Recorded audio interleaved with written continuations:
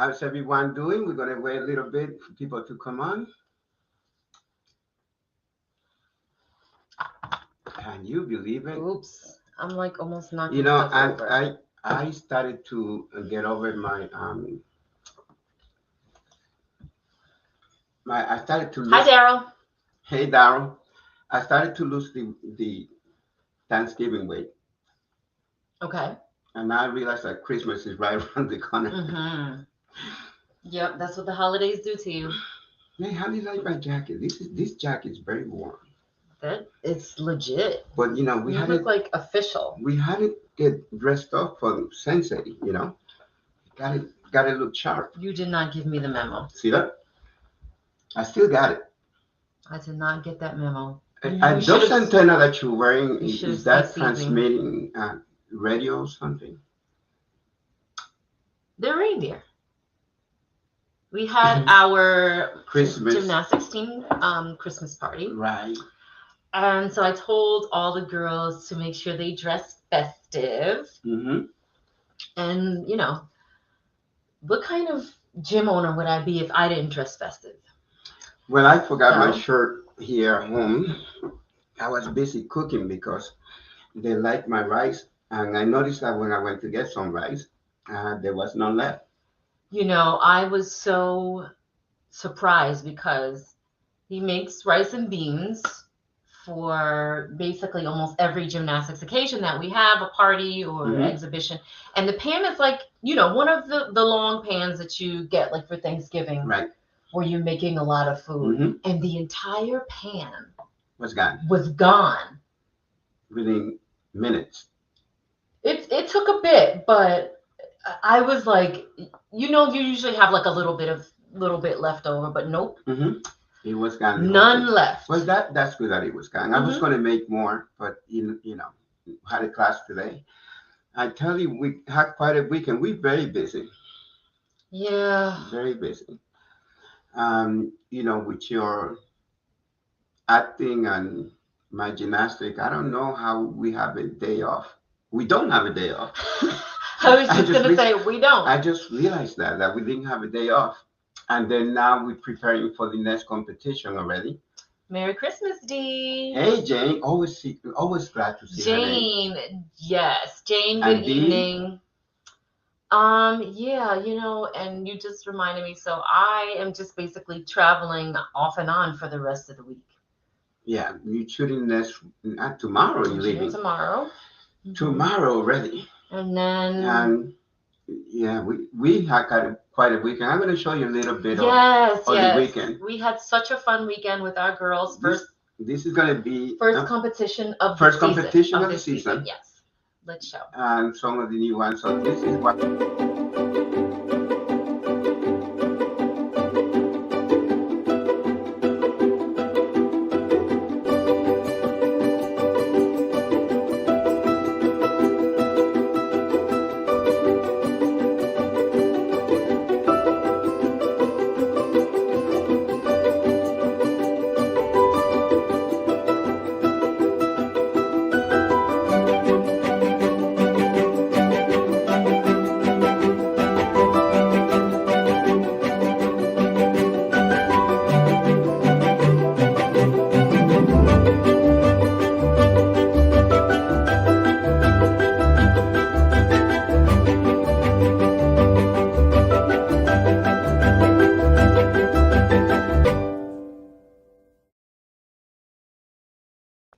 They are the cutest. I have a thing for the new kids that come up because I never know how they're going to perform on their first competition. Yeah. But this competition told me a lot about them. I mean, they are going to go all the way. Yeah. I can't wait. Yeah. This competition told me a lot. You know, we got a couple of firsts. Yeah. A couple of first place. And everybody was in such a good spirit. And I love that. Yeah. Even when they messed up, you know, their attitude was awesome. And I think that's the most important thing, that their attitude, because, you know, you give like a little bit of a critique at the end of the meet, but not too much, because you usually do that in the gym, you know, later on in the week. But well, I had one of the youngest kid told me something that one of my former champions said to me, and that was, after she messed up a little bit, she said, "I'll get him this time." So that's a positive attitude, which is the way that we run our club. Yes, yes. Which is good. But hey, anyway, Hasina. hey, I just Hasina. got your message. I just glanced down and I saw your name. We were messaging before. Well, listen, I'm very excited about our guest tonight. Yes. Before we bring her on, I'm going to play one of her videos that I stole from, borrowed. You don't steal. That I borrowed from YouTube. Yes, Andrea Harkins. She is the martial arts woman, a martial artist, author, blogger, podcaster, and motivator. And as Pete said, we're going to play a little bit of a video. And then we're going to bring her in. She'll be in the studio with us as soon as the video is done. Hey!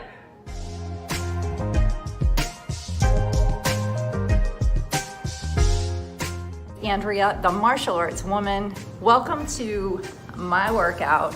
At 55 years old, I am never going to give up. That is one lesson that I have learned for a long, long time now. And I hope that you understand that you should never give up. You should always continue to push through, no matter what people say, no matter what people do. You have one person you can always count on, and that is you.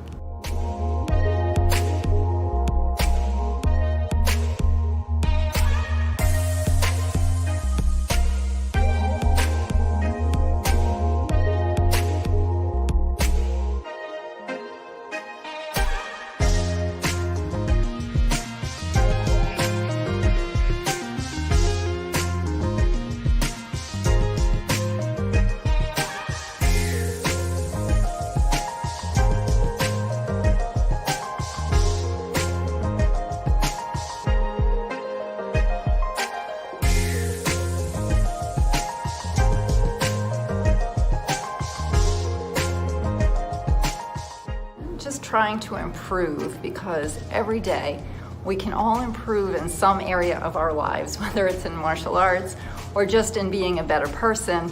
Strive to improve every single day.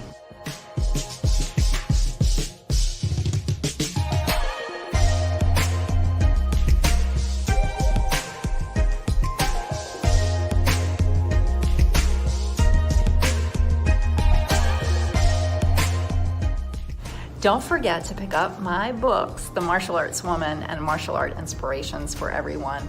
They will keep you inspired and motivated, both available on Amazon. Hi. Hello. Well, welcome to Tweed Talk. Thank you. That's so interesting that you pulled that video. I was 55 then, and I'm almost 60 now. That was 5 years ago. Lot shorter hair now, but still doing the same stuff, motivation, martial arts, and the whole deal. So just, that's always my little chat to keep pushing through and keep going forward. So thanks for having me on the show. Thank you for joining us. Yeah, I noticed just the your positivity throughout the video, and just reading through your bio, it just all of that just rings true. And that's what you do. You empower women. You tell us to empower ourselves, or people in general, and I know you have written, is it 3 books? Yes. 3 books. 3 books. Okay. Yeah. Okay. So in your bio, it says that you began training martial arts in 1989. What was the inspiration behind that? Yeah, it's a great story, because I had no interest in martial arts whatsoever. I was not athletic. I didn't want to learn a martial art. It was my husband. We had been married a year, and my husband said, let's go try a martial art. There's one at the rec center down the road. And I thought, I don't know if I want to do this. I thought, that doesn't sound like me at all. And I took that first class, and I was like, this is not me. All this yelling and sparring, and no, I don't think so. But it wasn't too long after that where I decided, you know what, this is pretty fun. And I'm kind of good at it. Like the instructor would point out my focus sometimes, or different things, even when I was a beginner. And that's made me feel so good about myself. And I thought, I really can do this, and I'm actually good at it. And that's how the whole thing started. So thanks to my husband, who is also a martial artist, and we fought and trained together for our entire marriage. Yeah. I love that. That's good. You heard that? Yeah. So I lost my train of thought. So you go ahead. That's funny. No, that's the question that I was going to ask you. If your husband was a martial artist, which I obviously you answered that question. Now, when you started, what was your objective when you started? Just to have fun, or? Yeah, it was. It was to do something with my husband. We were newly married for a year.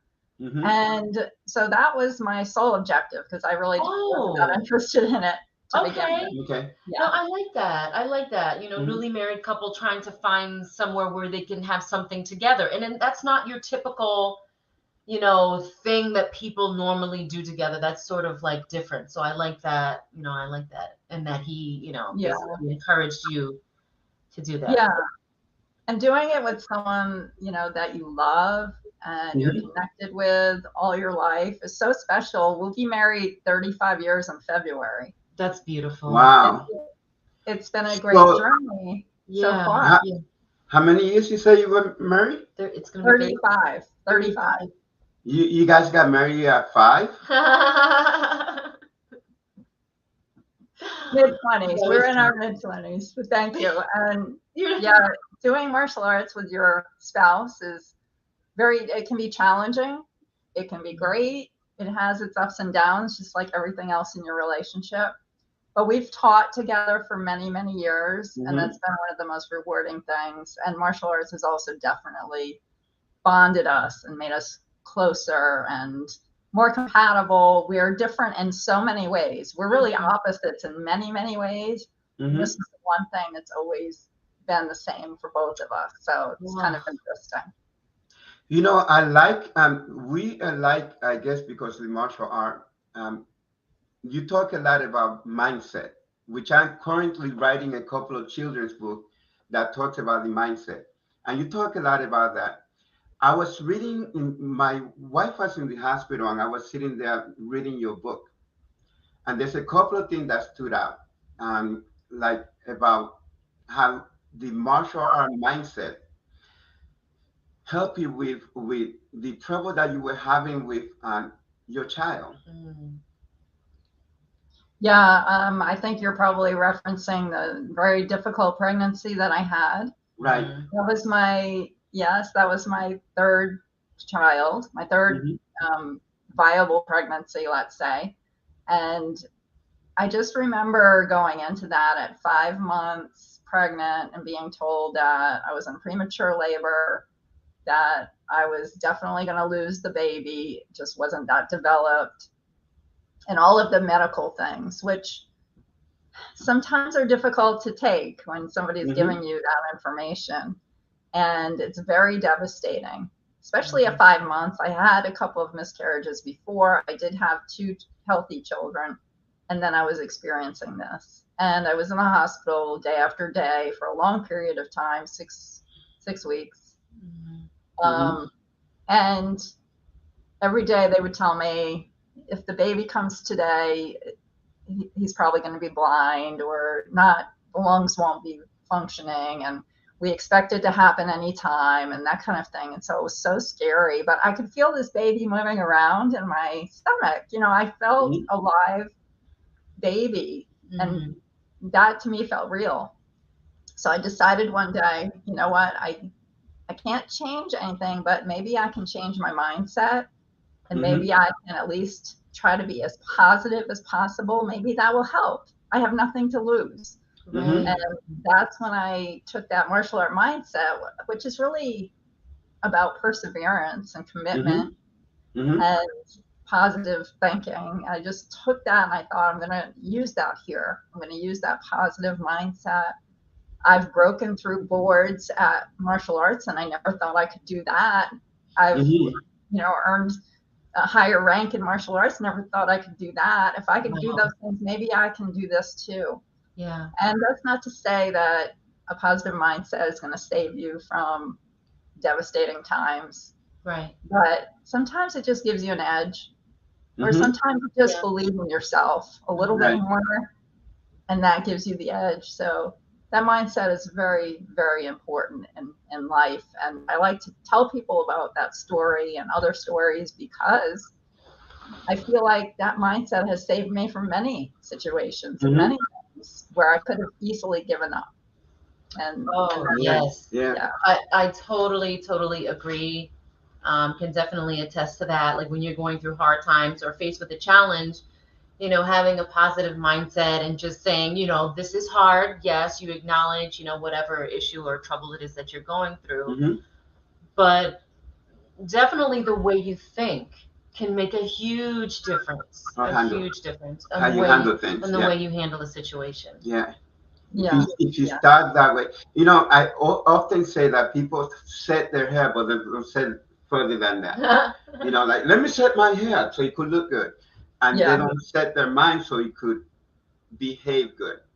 One of the things that my friend says, she's one of the gymnastic psychologists, and she said, we do hard things, that once you set your mind that you do hard things, then you could conquer it. So when something is hard, I know that kids in gymnastics particularly, they make hard things look easy, but people don't know what they got to go through.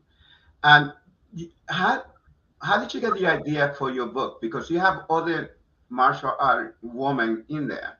And I read a couple of stories and said, like, wow, this is really inspirational. Yeah. The idea for the book actually came from an acquaintance who was a book publisher at the time. And he said, you always write very inspirational things. Maybe we could do something and turn this into a book or that kind of thing. And I thought about it and I thought, well, I have a lot of my own stories, which really half the book are my stories and the other half are other women's stories. And he said, well, I know a lot of martial art women, and I can connect you with these women if you think that would be of interest to you. And back then, I didn't know any of these women. I wasn't prevalent on social media like I am now. I didn't know who the famous martial art women were or anything. I was just in my own little small martial art world in a town. I'd never thought about other women who were prevalent and doing great things in martial arts. So he connected me with a lot of women, and they all agreed to provide chapters or write stories, which I did. I later bought the publishing rights back so that I would be the sole publisher of the book, and then receive more of the proceeds and that kind of the sales. But that's how it all started, and it really began this amazing journey that, again, I never expected. From writing the book, from writing my blog, which is also called The Martial Arts Woman. I eventually was asked to write for martial art magazines, which I've done many times. And it morphed later, just recently, within the past couple of years, into a podcast about martial art women. It's been really amazing. And that book really kicked off a lot of what I do. And yeah, here's a poster of it, and just different things that I've done over time. It just shows when you take a little risk in your life, you take a little step forward that you maybe you want to do, but you're always afraid of failure or whatever. When you do that, sometimes it just morphs into these other amazing things that you never expected, and that's what happened to me. Yeah, this is the cover of your book. I didn't bring it in. I have it in my car. Yeah, that's not me, by the way. Some people think that was a younger version of me. It's not me. It was just a photo that we used because it seemed to fit the book so well. Awesome. But it's like, I mean, I love the book myself. I love reading it. I'll go back and read it. It seems that's when you know a book is good, when you want to keep going back to it and reading it over and over. Yeah, some of the stories are so amazing, and when you have the chance to read a few chapters, you'll see what I mean.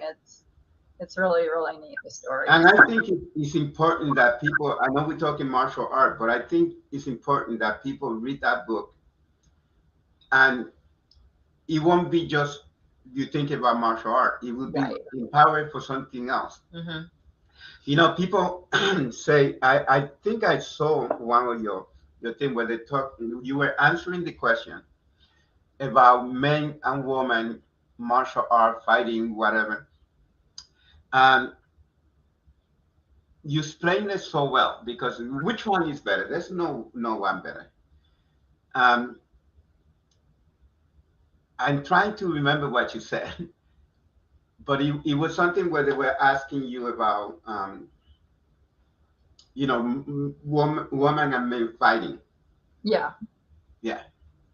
Yeah. And I've answered that a few different ways over time, but the one thing that I'll always say is that men and women are both great fighters, and you can't discount a woman just because she's a woman, because she has different angles and perspectives.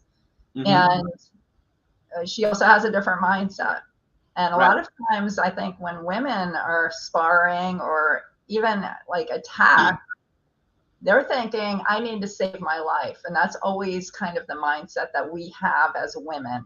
Mm-hmm. We are always thinking somebody, you know, always looking around, trying to make sure we're aware.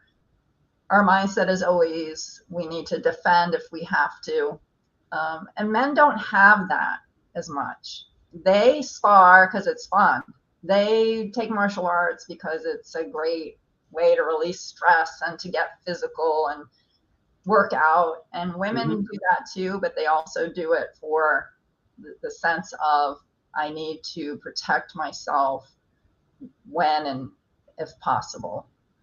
So we have different perspectives. We learn the same things. We learn the same style. We wear the same uniforms, men and women, boys and girls. We all wear the same, and we learn the same. But it's it's our perspective that's different, and that allows us to be as good as men, just different. So right. Yeah.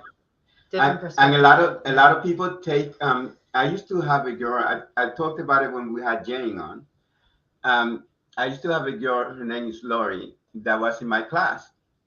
And every time a guy would come in and wanted to learn martial art, or they challenged me, I used to say, well, you got to go through Lori first. Because the guy thought I could overpower her. They always ended up losing because they thought she was weak. Yeah. And that's one of the superpowers that women have, because, oh yeah, I think I could, I think I could take her. And then, wow, surprise. Yeah, just anytime. I've always been challenged over the years. As a martial art instructor, my husband and I always taught together the classes, and someone would come in and I would be maybe available or standing nearby while my husband was teaching at that time, and they would say, I need to speak to the instructor or the owner. I said, okay. And like, yeah, when is he going to be done? When's he going to be finished? I said, well, you're talking to her right now. And the thing is, women martial artists are sometimes overlooked as being the leaders. And that's one of the things that I'm trying to help create platforms for women so they can be leaders and stand out, and other people can recognize we're just as capable. We are leaders also. We are instructors, school owners, and we are capable martial artists. Yeah, and I don't believe that just because of your gender that one is more powerful than the other. It all depends on the person. One of the things that they call us here in this town is like the power couple, and I think a power couple is she has her own power, I have my own power, and then we bring that together. Yeah. It's not like my wife is more powerful. At times, my wife is more powerful than me. At other times, I'm more powerful than her. When am I more powerful than you? I just want to know the answer to that, so I know. When are you more powerful? And I can't tell you. You have to keep that as a secret. That's it, right? Another thing that we have in common is Tai Chi. Yeah, I was gonna bring that up. Yeah, I love Tai Chi. I've been taking Tai Chi on and off for years. It's always been to me a complementary practice to my practice of Tang Sudo and the other martial arts that I've practiced. I've always done Tai Chi as a way to improve in my other martial arts. I also do it because it's very relaxing, and but it's also very, there's so many little steps involved in Tai Chi that people don't think about. When you're doing it, the movements in your body are sort of unexpected. You have to really slow down. And to me, that's so important in our world today. I'm not an expert martial artist, but I do have a great instructor. His name is Herman Garcia, and he's back in Florida, where I used to take classes in person, and I take them online with him now. But the Tai Chi practice has always been very special to me. It is a martial art. People forget. Yeah, because people forget that. You're people doing these flowing movements together. It looks like a dance.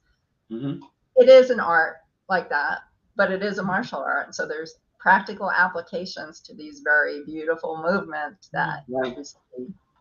So People don't know how powerful it is. And I teach a senior citizen class. And if you go to that building, and one of my students is 99 now. 99 years old. So Hi, Nelly. Hi, Nelly. So if you go into that building, you could almost tell which one are practicing and which one are not. Yeah. Because some of the oldest ones that are moving and some of the youngest ones are sitting down, and they look older than the one that are actually practicing. Yeah. So they move differently. And it's very gratifying because they started all sitting down. They couldn't stand up. So they did actually the whole form sitting down. You know? And then about a year later, they were standing up doing Qigong.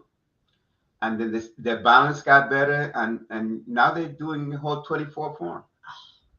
That's so awesome. I mean, I love that form. I'm still considering myself a beginner after all these years practicing, but I just love the forms. I'm a forms person anyway. Even when I was doing my Tang Sudo teaching, I always loved the forms the best. That's just something that really clicks with me, and that's why I love Tai Chi. The forms are so beautiful, but they move every part of your body. Yes.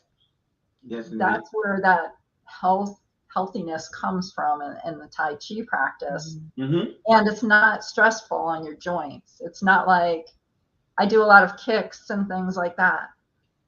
I don't need to do any of that in Tai Chi. It's all rounded, and it's very great for your body in so many ways. So yeah, I could see how an older person can definitely benefit from it, because I know I have. It's definitely keeps me healthy in many ways. It's good for your balance, and it's good for your mind. And not only balance of body, but mind body, because a lot of people like to separate that and say mind and body. It's mind body, moving meditation. I like to call it. Yeah. So then let's talk a little bit more about your book and how you became so positive, because I see a lot of the positive quotes on your Facebook. Yeah. So which book did you want to talk about? I'm sorry. Oh, there's another one on the martial art. Martial art inspirations for everyone. The inspiration. Yes. Yeah. The martial art inspirations for everyone. And the reason I named it for everyone is, again, sort of like the Martial Arts Woman book. It's not really for martial artists. It's for everyone.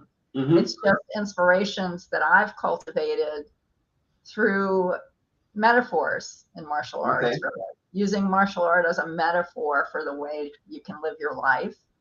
And I always put stories in there about overcoming obstacles or believing in yourself. And I use martial arts stories to kind of explain how I've done that in my own life. So I use that book all the time. I use it when I'm giving a podcast sometimes, or I'll just pull it out and read it and share thoughts or just a couple of sentences with people. It's been such an amazing way to express positive reflections for others. And martial artists love it, but other people love it too. And that's really great when you have a book that reaches an audience in different areas, and they can all find something positive and helpful and beautiful in it, and reflect on themselves and how they can improve some way or change their mindset to something more positive. That was the whole reason I wrote that book. And I actually have a second one in the works, Martial Art Inspirations for Everyone too, because I have more of these stories that I want to share. And it's in draft right now. So hopefully next year is going to be another year of books for me. I have a couple of them lined up in my mind. And then the other book that I wrote last year is How to Start Your Own Martial Art Program, which I've started programs and I know how to do it from beginning to end. And there's many people out there, many martial artists who are black belts or who have taught for their instructors or who want to be instructors. And they're not sure, though, of the process, the business process of it. How do I get started? Where do I teach? How do I get more concepts for my classes? How do I get students? How do I retain them? What do I want to charge? Or do I want to do this as a volunteer thing? Do I need insurance? All of these questions get answered in this book. And I wish I had it when I began. Right.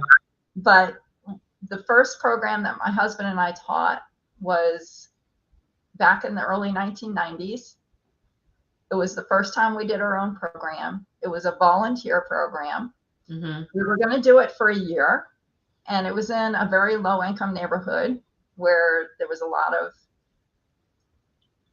just wasn't a lot of happiness there. There were a lot of kids from broken families. There was violence, there was drugs, there was different things in the community. And we brought this program in for the kids. And we thought to ourselves, we'll do this for a year and we'll learn how to be good teachers on our own so we can start our own school or whatever. And we'll make a difference in the community and we'll do it for volunteer. So we had these great visions of what we wanted to do with this program. And we ended up doing that for 7 years. Wow. I'm glad you mentioned that because that was going to be my next question. So I love the segue from how to start your own martial arts school into that. So go ahead and continue. So you said it was in a tough part of town. Yeah, it really was. And we just loved it so much. And the kids became like our family. And we started teaching that program before we had any of our own kids. And during that time, we ended up having our first child, who we used to bring with us. But it was really such a rewarding experience. And we had students back then who were really struggling. We had a brother and sister student who their caregiver was the grandfather, and the grandfather unexpectedly passed away. And they had really no family locally. And the boy came to me and he said, will you adopt us? And I literally said, yes. I said, I will. Because they had been learning with us and they had been here and coming all the time. And I couldn't give up on them. Right. And I told my husband, I think we're going to adopt these kids. Fortunately for them, probably they're an aunt or uncle from somewhere else came around and took them in. But years later, probably 3 or 4 years ago, the young boy found me on Facebook, and he's now a man. He's been in the military. He's doing all kinds of things, and he found me and he said, I can't believe I found you. And we talked about martial arts, and he follows me on Facebook now, and he sends me messages. And when he contacted me, I was like crying. I was like, I can't believe this. I was so touched. And he's like, I can't thank you and your husband enough for all the things that you taught me. And it was just such a very touching story. And again, you don't expect You don't teach martial arts expecting something in return. You teach it out of the love and passion that you have for it. And then when something does come back to you in such a profound way, you recognize the importance of what you've done. And that's very, very rewarding. I think one of the most important things that we could do in order to give back is to give of our time. And I really feel like there's always some community center that you can go to. And usually in community centers, you're getting the kids that are, maybe they're overlooked. Maybe they don't come from the greatest neighborhood, whether it be, they're in a rough part of the neighborhood or finances are not always there. But one of the best things is just being able to give of your time and to these kids that maybe otherwise wouldn't get that from anyone else. And then look at now, years later, they're, through the blessing of social media, they're connecting with you to say thank you. And I just, I think that's really, really special. That's definitely a positive for social media. There's a lot of negatives. Oh, yeah. Right. One of the positives is that ability for people to connect and thank each other for everything that they've done. Yeah. So that's how that all came about. Yeah. Now Jane is saying Wonder Twins. Hey, Jane. Jane's my co-host on the Java Buzz morning talk show that I also Java Buzz, yes, in the house. We do lots of things, Java Buzz. It's actually, I think, at 9:00 Eastern right now because of the time change. We moved it around. Oh, okay. But yeah, the Java Buzz came about. That was Jane's idea. Jane Larkin-Meiser came up with an idea for me and Restita De Jesus. She knew that we all drink coffee. So okay. That's how it came about. We are all coffee drinkers, but we don't drink the fancy coffees. We all drink like a hot cup of coffee in the morning or two or three, whatever it might be. And she recognized the fact that we all drink coffee. And she's like, how about we do this show called the Java Buzz? And we'll talk a little bit about coffee. We'll talk about what we're doing. We'll talk about martial arts, current events. We'll show flashback Friday picks. So that's a fun segment when we show photos from the past. And we do inspiration. We each pick a motivational quote. Right. And we each comment on it. So there are 3 motivational quotes on every show, and all three of us comment on each one and give our perspectives on those quotes. So it's a very positive, motivating show on Friday mornings live on Facebook. So. We caught it a few times. Well, I know I caught it a few times in the very beginning when it first started during the shutdown. Well, I didn't. I'm going to tell you why. I caught it later on, of course, but the reason why I didn't catch it is because I thought that she owned a coffee shop and she was inviting people to go to the coffee shop. I said, she doesn't live close, so I can't go to it. So then we went to, you were shooting one day and I got up, it was a Friday, and that's when I saw Andrea there. And I was commenting, I knew some lady on our show. So then I said, and then you realized it wasn't a coffee shop. It wasn't a coffee shop. That it was, but it was very funny. Jane, you hear that? You got to open a coffee shop. Yeah.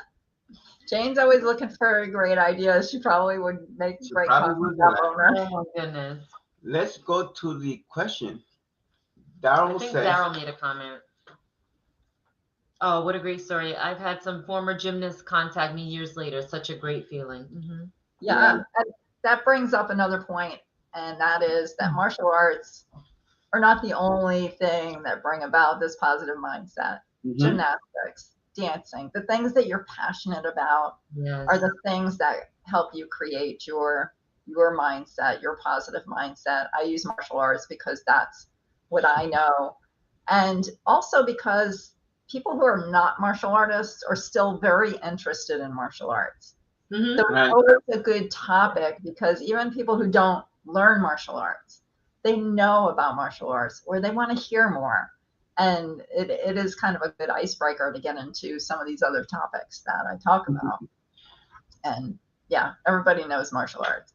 So Yeah. He said, coming from Jane. That is one of that's my one of dreams. their dreams. I want to call it my happy place. The Yeah, coffee. maybe the coffee shop. I mean, you know, and that's a great name because people are always like, "Oh, don't talk to me until I've had my morning coffee." Like, whoa, okay. Come to the happy place. So then, when you have your coffee, you're in your happy place. So I think that's a Yes. very Yeah, very good I think title. that's an Very excellent good. name. Hey, no, she's good at making those names. Like, she calls her weapon. What does she call her weapon? Oh, Jane, which I don't remember. Nice. What? Um, kindly, kind, something like that. Something like that. So she calls her weapon kind. She's So gonna comment. kindness. She called it. Okay. Yeah, because I killed them with kindness. Remember? Yes, I remember that. So I was saying about your inspiration of where did you get? Because I know that early in the morning is my best time to write and to try to motivate and inspire people. So early in the morning I wake up. Where do they come from for you? I typically, I do wake up in the morning also and think I'd like to do something just that'll inspire somebody today. Mhm. But for me, inspiration comes throughout the day because although I see myself as a martial artist and a motivator, more than that, I see myself as a writer. I've been a writer since I was 10 years old, long before I started martial arts or anything else. Okay. And for me, I write songs, I write poetry. Actually, my next book that I'm going to be publishing probably in the next couple of months is how to write amazing wedding vows, because I love poetry and stuff like that. So I get inspired throughout the day, and I might even be in bed at night falling asleep, and I get something that pops in my head, and I write it down. So for me, it's just this voice inside my head. It can be any time of day, but I do like to post. I do work a full-time job outside of all the martial art things that I do. So in the morning when I get up, that's typically when I do post something because I know I have a day of work ahead and I probably won't get back to social media until later in the day. Yeah, and that's interesting that you said that because I believe that everybody has a emotional home base that you always go back to that. It's like if you play baseball, right? You start at home, and then when you hit the ball, all you're trying to do is get back home. Mhm. So when you said that you always think of something to try to inspire people, which is my thing too, and that is your home emotional base. Yeah. Because some people get up in the morning and they thinking just like us, but they thinking about what am I angry about? Who am I angry about? And who am I going to hate today? They get up already. You see them on Facebook. I hate this. I hate that. I hate that. Yeah. So, Yeah. their emotional home base is hate, Mm. while yours is to inspire people, which is great. I don't understand why people want to hate people. Yeah. Oh, Yeah. because I they mean, hate I will say that I've not always been a positive person. There was times in my life, especially before I met my husband, because he's actually very positive and has helped me become Oh, more you have one of those There too? were many times in my life when I thought I wasn't thinking in a positive way whatsoever. I was just, I felt mediocre, and I thought that was okay to be just mediocre and just do what I needed to do to get by. I think that's one of the lessons that I learned from martial arts when I first started taking it, and I felt like I was actually good at it. That suddenly I thought to myself, I don't want to be mediocre anymore. I Right. know now that seeking personal excellence, my excellence, not what other people see in me or not what I expect from other people, but my own personal excellence is more important than just beating mediocre. And so that's one of the lessons that I learned, how to be more positive. And that's when I started really embracing thinking about it more, writing about it more. And that's how that inspirational mindset came about for me. So you're also a published greeting card author. Yes, I am. I actually have them here somewhere. As I mentioned, I love writing poetry. I've written it all my life, just really for myself, occasionally for a class or something in college or whatnot. But that's another thing that I always wanted to do, just like I always wanted to write a book, and I just put things off because it was a fear of failure for a long time, not trying things. But I started to send in poetry and greeting card writings to Blue Mountain Arts, which is a greeting card company. Yeah. And they picked a couple of writings, 3 of them they've published. And it's very interesting because when you send in to Blue Mountain Arts, for instance, when you send in a poem or a happy birthday card or whatever it is that you want to write, that you're writing, it takes 2 years from the day that you send that in. Wow. If they look at it and they think they like it, it's a 2-year process before it ever gets published. It goes through groups of people who review it and different people who look at it, and different ways of selling it, and they go through this whole long process. And 2 years later, if they think it's all good, they'll publish it. So each one of those was a 2-year phase. Wow. Yeah. I once took my wife to this fancy restaurant. I'm not going to mention the name because it's very expensive restaurant, but in order for me to take her there, I had to wait a year. So yeah, that's how long it's a restaurant in New York. So then I set it up and we waited a year, and then I took her over there, and then after we ate there, food was delicious, and then we had to go to McDonald's afterwards because the portion were about this big. So small. But very expensive, very delicious, but about this big. It was the experience, right? Yeah. The experience. Yeah, but imagine waiting 2 years. Yeah. So do you currently sell your greeting cards? I have cards here, but they're difficult to sell. Blue Mountain Arts sells them. So if you go to a store where there's Blue Mountain Arts kiosks, you'll see them in there. I don't personally sell them, although I have maybe 25 of each of them that I sometimes give out on birthdays or whatnot. And people are like, "Oh, you wrote this," because my name's in there. Okay, good. So it's kind of cool. Yeah, I think they carry Blue Mountain Art at. It's like a full service. Yeah. Yes. The car wash out. Yeah, full service car wash here where they detail your cars. Yeah.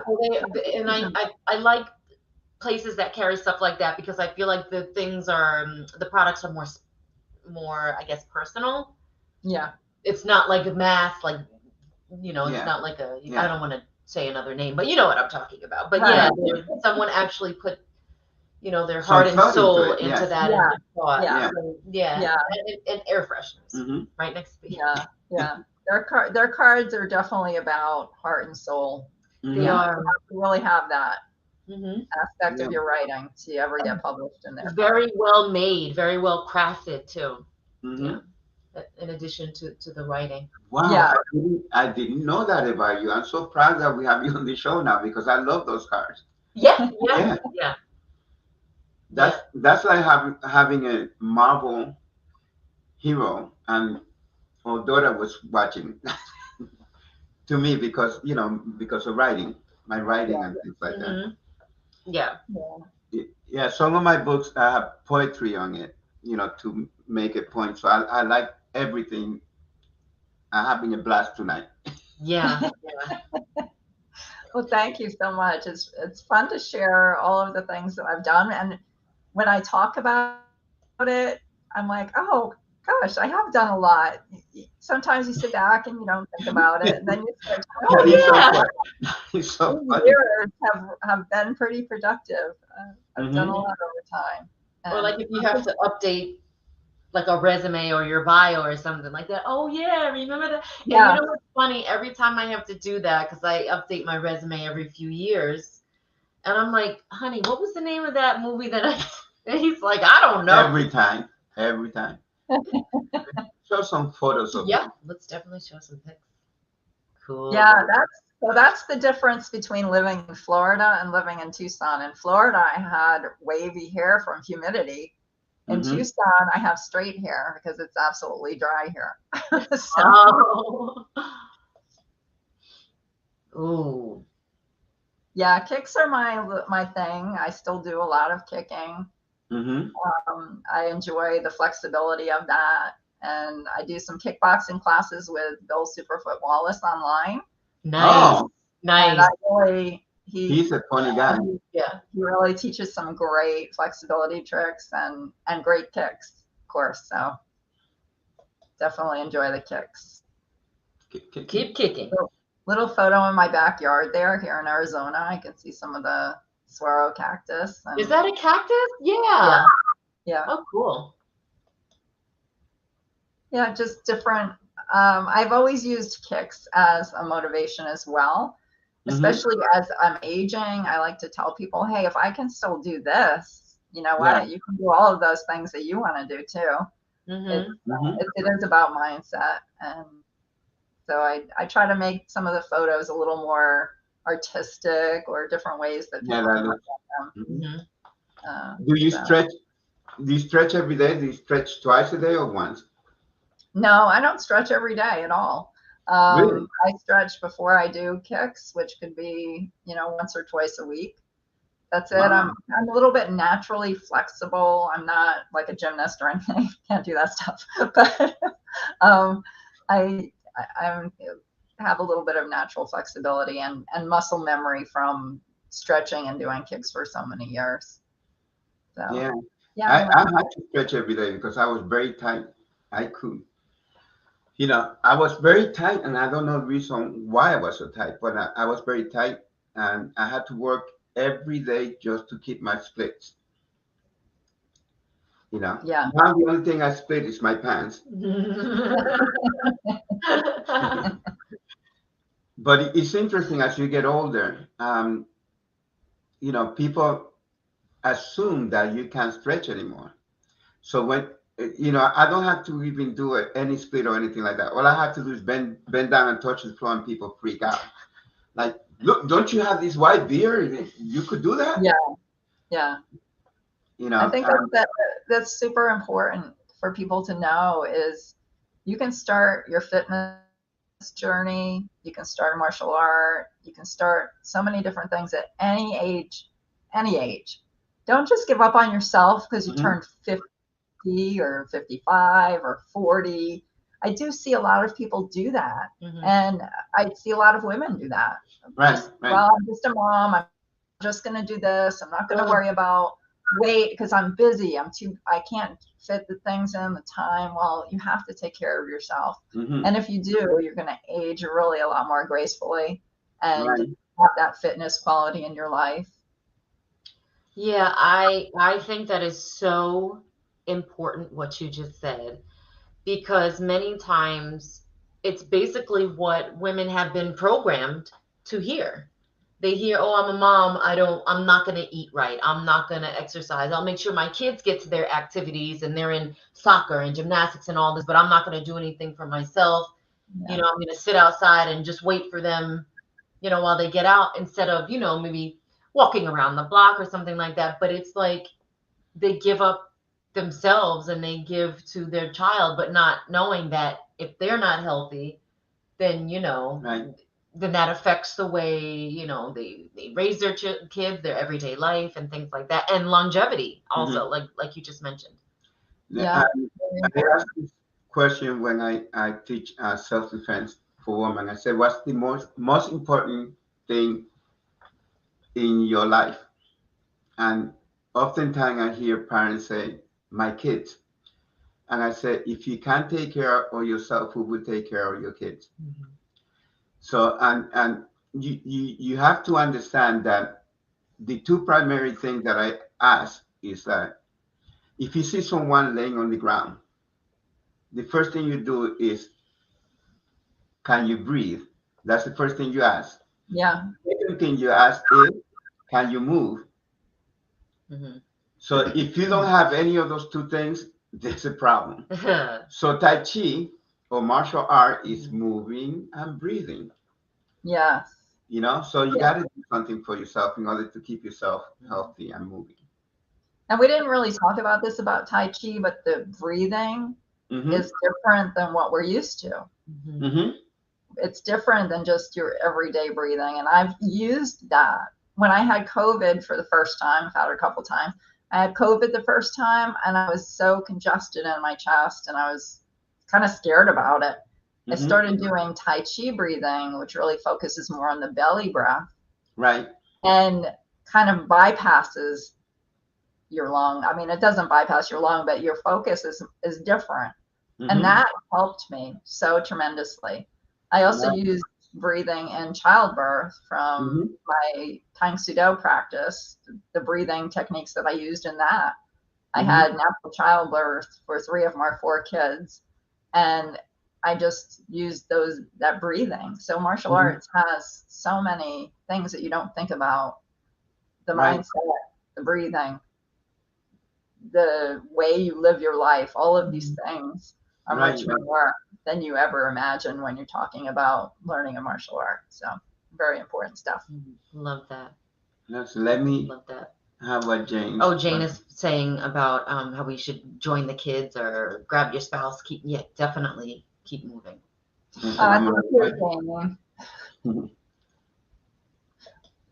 Jane is the sweetest. She really is. Yeah, good advice, Jane. Join the kids, grab your spouse, keep moving. You got to. You really got to. Yep. Well, Andrea, we want to thank you so much for joining us tonight. We have your links for your blog, your podcast, and the Martial Arts Woman book. And when we post this interview, we'll make sure all those links are there. We have the Martial Arts Woman book. We should have that autographed maybe one day when we. Yeah. We have it. I didn't bring it in, but we have it. It is inspirational, people. So you got to go and get it. Yes. It's a great Christmas present. And when I got there you go. There you go. I sent Andrea a copy of when it arrived. Yeah. I got it. So it didn't take that long. Awesome. So get that book. Get not just that book. Get both books. And just connect with me on social media. I'm on so many platforms on social media, mostly Facebook. I'm on LinkedIn, Instagram. So, just check it out on occasion. You're going to find something inspirational there that speaks to you. Right. And no matter how positive it is and how positive you are, you could always get a positive book to remind you, even if you're already a positive person, because sometimes everybody gets down once in a while, and so, but if you pick up a book and you read, you start looking at it and say, oh yeah, I'm supposed to be, feeling positive, watching other people's stories reminds you, that you should be positive. Yeah. So I really recommend to read positive book. You could read my book too, but get okay. Thank you both so much. You're both so beautiful, and I really appreciate your time and having me on the show. Oh, thank you. Pleasure. Thank you. It was a pleasure having you. Have a good night. Thank you. You too. Bye-bye. What another great interview. Yeah, we got good people. Wonderful guest. Yes, you guys. So, we were talking earlier, I think probably at the end of November, how we were going to have people on because we were having people promote what they have. So I think this is a great gift, like Pedro said, a great gift for not necessarily someone looking for a positive book, but maybe just a good gift to uplift someone. So like I said, I'll make sure I post that link and I'll get it posted right away. So you guys can make sure that's use it as a stocking stuffer, right? Right. Stocking stuffer. It fits right in the stocking. And next show that we're gonna have is a very important show because of some of the things that been happening with mental health. So we're gonna be talking about that. We have some wonderful guests with us. Yes. And it's So gonna be a different day. So yeah, it's going to, let me not get the date wrong. So the last Tweed Talks of the year, folks, will be on Thursday, December 29th. I'm thinking about playing with the time a little bit, maybe 7 p.m. Again, Thursday, December 29th. We are going to go out of this new year focusing on mental health. I think that is very important. And, you know, we have some people that work on the mental health yeah, that are going to be talking to us, doctors and well, we have some mental health professionals. And we're going to have some folks on that maybe have a family or friend or themselves that wouldn't mind sharing their story. So that's going to be an excellent show. It's probably going to be a little bit longer than we normally go. I'm going to say probably around 90 minutes. But definitely come back and check that show out because I just think it would be a great time, especially going into the new year. And, you know, we all know that so many people, we all know at least one person that may struggle with some type of have mental struggles or mental illness. So, you know, let's get involved. It was great to have Andrea to kick it off, you know, because we're going in that direction. And we already contacted some of the people that are going to be coming in January. So we're going to. January? Yes. We're going to start the new year with a bang. So we're not going on hiatus like January. we usually do. I guess he's not giving me any time off, guys. January is very important because people are making all these plans, you know, like. That is true. That is true. That is very true. So we want to keep them motivated to keep going. Yeah, we have some good guests. And it's only going to be, you know, maybe 3 shows. And then we're going to take a little break and then come back. Thank you. Thank you, Andrea. Thank you for joining us, Andrea. You guys, thank you so much for joining us live on Tweed Talks. Enjoy the rest of your night. Love, peace, and harmony. Reindeers. Bye-bye. Bye. Have a Merry Christmas, everyone.